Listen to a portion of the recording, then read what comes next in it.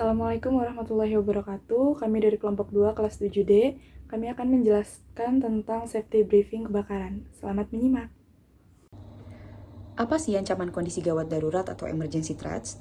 Kondisi gawat darurat ini mencakup ancaman-ancaman di mana diharuskan dilakukannya proses evakuasi secara menyeluruh. Panduan penanganan kondisi gawat darurat ini juga mencakup tindakan segera dan terkontrol dari setiap kondisi gawat darurat yang terjadi. Misalnya, memindahkan orang dari daerah berbahaya ke daerah yang aman. Itu merupakan tindakan pertama yang harus dilakukan. Tindakan pengontrolan yang dilakukan harus menjamin bahwa semua orang sudah aman dan dihitung. Tindakan yang cepat dan tepat itu tergantung dari kejelasan komunikasi antar staf penghitung, dari tanda bahaya, fasilitas P3K, handy talkie, dan sistem telepon internal. Contoh dari ancaman kondisi gawat darurat antara lain, ancaman non-keamanan atau non-security threats itu ada kebakaran, asap atau ledakan, gempa bumi, banjir, dan tsunami. Nah, di sini kami akan membahas ancaman non-keamanan, yaitu kebakaran. Fire, smoke, dan explosion atau kebakaran, asap, dan ledakan. Tindakan pencegahannya antara lain, yang pertama, pasang dan pelihara detektor asap dan sprinkle yang ada pada setiap lantai, tangki gas maupun tangki bahan bakar. Yang kedua, kabel lampu harus berada pada tempat yang benar dan terpelihara, serta sirkuit listrik, soket, dan saklar harus dicek secara teratur. Dan jika ada kerusakan, maka harus segera diganti. Yang ketiga, pastikan tempat sampah bersih dari buangan kertas. Yang keempat, merokok hanya diperbolehkan pada area yang tertentu. Apa saja resiko yang dapat diakibatkan dari kebakaran? Pada saat kebakaran, ada beberapa resiko kecelakaan yang bisa terjadi. Di antaranya, yang pertama, luka bakar saat terjadi kebakaran. Kedua, terjatuh atau tertimpa benda saat terjadi kepanikan. Ketiga, keracunan CO2 karena asap. Kemudian, ada beberapa APD yang diperlukan. Yang pertama, masker tipe sungkup saat memadamkan api. Yang kedua, blanket fire saat menerobos api yang berkobar. Ketiga, baju tahan api saat melakukan pemadaman. Baik, yang selanjutnya kita akan membahas langkah-langkah pelaksana untuk semua karyawan. Warden area dan warden adalah petugas yang bertanggung jawab menolong para pegawai di lantainya atau ruangan bila terjadi keadaan darurat. Adapun tugas-tugasnya antara lain yang pertama, memahami panduan penanganan kondisi gawat darurat, pintu darurat, tempat berkumpul atau titik kumpul, dan berkomunikasi dengan baik. Yang kedua, memahami jelas letak dan tata cara memakai alat pemadam api ringan, hidran, sistem alarm, dan evakuasi. Yang ketiga, pastikan bahwa pegawai di bagiannya atau sektornya telah memahami panduan penanganan kondisi gawat darurat yang telah ditetapkan. Yang keempat, pada saat keadaan darurat, kumpulkan semua pegawai dari sektornya dan membawa mereka melalui tangga darurat ke tempat yang aman, seperti master point atau titik kumpul yang telah disediakan. Yang kelima, memastikan seluruh pegawai dari sektornya meninggalkan tempat berbahaya. Lakukan absen atau laporan setelah evakuasi. Yang keenam, mengetahui siapa saja yang membutuhkan bantuan khusus karena cacat atau hambatan, dan jika perlu minta bantuan first aider atau tim P3K. Yang ketujuh, bertanggung jawab atas tugas dan semua perlengkapan yang tersedia. Baik, saya akan menjelaskan apa yang harus kita lakukan saat mendengar alarm kebakaran di gedung berlantai. Jadi misalkan di apartemen atau di hotel, itu yang pertama kita harus lakukan adalah segera mungkin untuk keluar dari kamar. Kemudian kita mencari yang namanya master point atau titik berkumpul.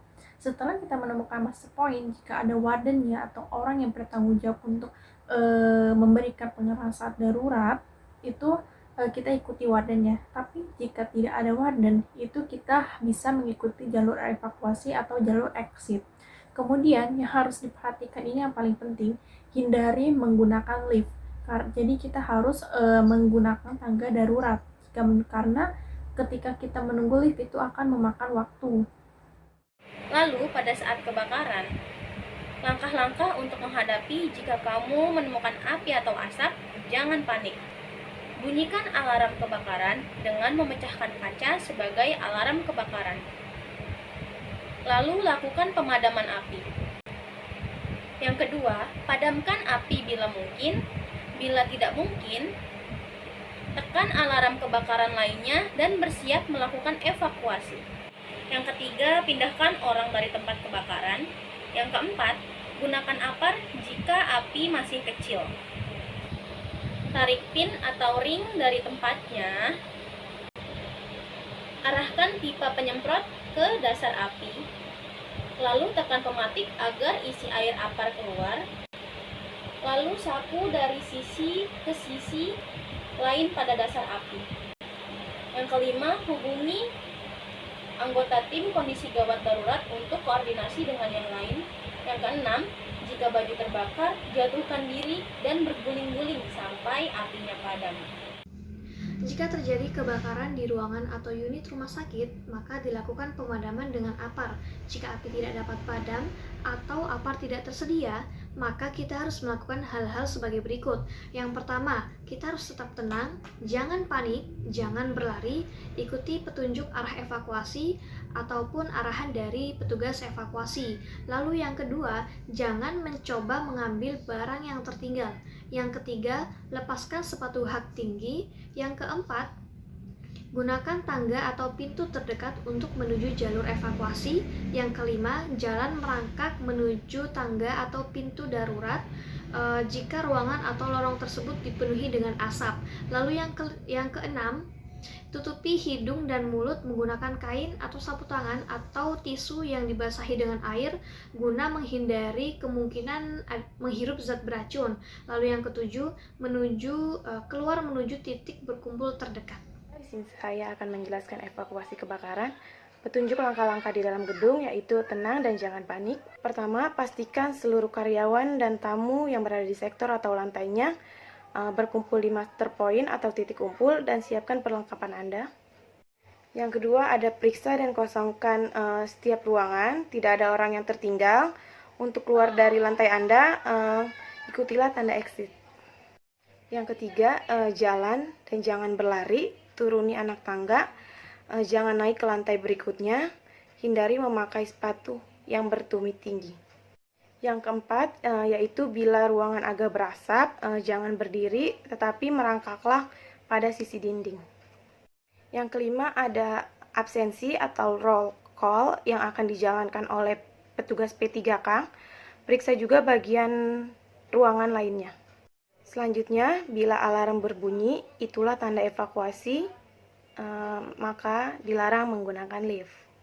Selanjutnya ada berjalan turun di bagian kiri tangga dan peganglah handrails dan penolong akan naik dari sebelah kanan tangga. Selanjutnya tenang, kurangi suara, jangan merokok atau bersuara gaduh karena hal ini dapat menambah kepanikan. Ingatkan pengungsi lain atau teman-teman Anda tentang hal ini. Selanjutnya ada warden area atau warden harus memastikan pintu-pintu tangga darurat tertutup rapat setelah orang terakhir memasuki ruang tangga darurat. Selanjutnya, mematikan suplai listrik di area dan gedung yang terbakar. Selanjutnya, jangan mencoba untuk memadamkan api yang dilibatkan oleh LPG, di mana sistem shutdown secara otomatis merupakan tindakan awal yang harus dilakukan. Kebakaran yang paling parah dinamakan dengan BLEF, yaitu ledakan uap cair yang mendidih. First aider atau petugas P3K selalu bersiap-siap untuk memberikan pertolongan bagi yang cedera, juga membawa orang luka atau cacat ke tempat yang aman sampai regu emergensi tiba di tempat kejadian dan membawa orang-orang yang tidak dapat berjalan.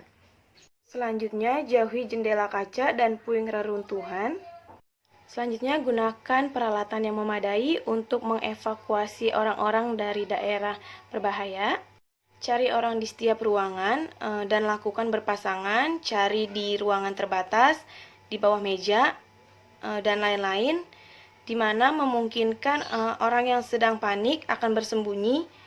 Buat janji untuk bertemu di tempat titik kumpul atau master point jika Anda terpisah. Yang terakhir, ketika proses pencarian telah selesai dilakukan, jangan mencoba kembali memasuki gedung tersebut sampai tim pemadam kebakaran dan tim rescue berhasil mengamankan gedung tersebut. Baik. Di luar gedung, langkah pertama, menyingkir dari daerah gedung dan waspadalah kemungkinan kejatuhan puing reruntuhan. Selanjutnya, kosongkan jalan untuk regu penolong. Kemudian, jangan kembali ke kantor atau ke dalam gedung sampai manajemen mengumumkannya. Dan, jangan berbicara kepada pihak luar atau pres, hanya manajemen yang berhak untuk melakukan hal ini. Langkah terakhir, lengkapilah laporan warden area atau warden dan serahkan kepada chief warden. Hal-hal yang perlu diperhatikan oleh tim penanganan kegawat daruratan pada area bahaya yang pertama, person discovering atau saksi pertama, yaitu dengan cara memindahkan orang-orang dari tempat yang berbahaya ke tempat yang lebih aman. Lalu, nyalakan atau bunyikan alarm dan beritahu kepada main control point atau area warden. Selanjutnya ada warden atau area warden dengan cara melakukan pelacakan seluruh area dan pastikan semua orang telah dipindahkan dengan aman. Lalu evakuasi seluruh orang di titik kumpul atau yang disebut muster point. Lalu lakukan roll call atau hitung semua orang.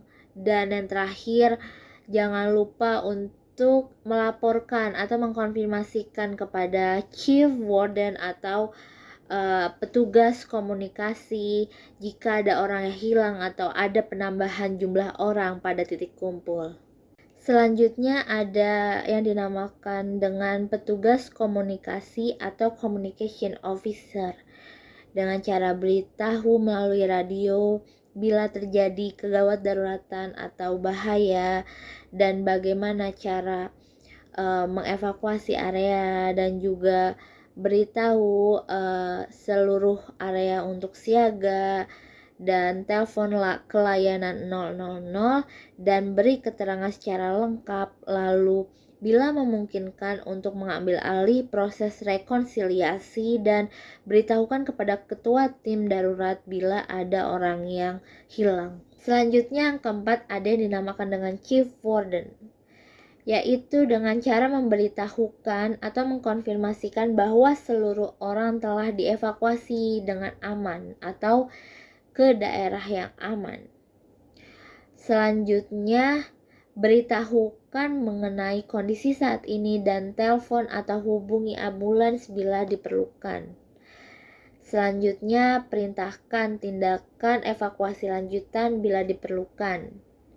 Yakinkan pelaksana roll call dan perhitungan orang telah dilakukan. Konfirmasi posisi tanda dilarang masuk dan juga yakinkan bahwa ketua tim pemadam kebakaran telah mengetahui mengenai orang yang hilang dan juga posisi kebakaran dengan jelas. Selanjutnya yang kelima ada emergency eksekutif, yaitu berikan saran kepada senior manajemen dan rencanakan pemulihan. Yang kedua, area tidak berbahaya. Ketika alarm dinyalakan, pastikan tanda dilarang masuk sudah terpasang pada posisinya. Selanjutnya, bersiaga untuk instruksi selanjutnya, hitung dan siapkan orang untuk melakukan evakuasi. Segera lakukan evakuasi atau jika area terancam. Ulangi roll call dan hitung semua orang di titik kumpul atau muster point. Yang ketiga, penghentian keadaan darurat atau termination of emergency, di mana ketika kepala pemadam menyatakan bahwa keadaan sudah kembali aman untuk memasuki area kembali. Lalu selanjutnya, lakukan investigasi, buat laporan, dan segera lakukan pemulihan. Nah, gimana teman-teman? Sudah paham kan apa saja langkah-langkah yang bisa kita lakukan saat kita berada di lingkungan atau area yang terjadi kebakaran? Semoga video ini bisa bermanfaat untuk kita semua, dan terima kasih untuk yang sudah menonton. Wassalamualaikum warahmatullahi wabarakatuh.